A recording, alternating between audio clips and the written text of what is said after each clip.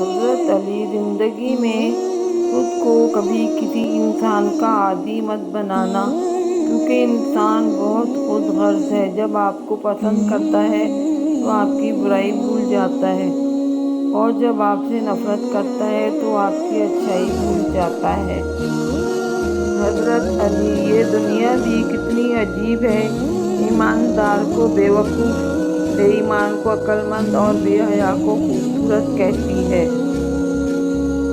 حضرت علی: یہ زندگی 2 دن کی ہے، ایک دن تمہارے حق میں اور دوسرے دن تمہارے مخالف۔ جس دن تمہارے حق میں ہو اس دن غرور مت کرنا، اور جس دن تمہارے مخالف ہو اس دن صبر کرنا۔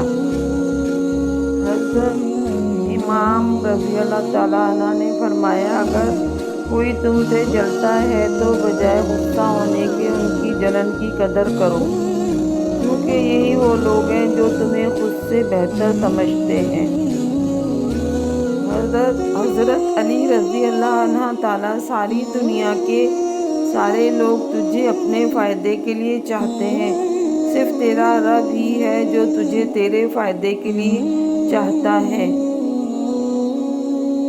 جس زمین پر بارش نہ ہو وہاں کی فصلیں برباد ہو جاتی ہیں، اور جس گھر میں دین نہ ہو وہاں کی نسلیں برباد ہو جاتی ہیں۔ حضرت علی: انسان 3 چیزوں سے محروم رہیں گے: غصے والا صحیح فیصلے سے، جھوٹ والا عزت سے، اور جلد باز کامیابی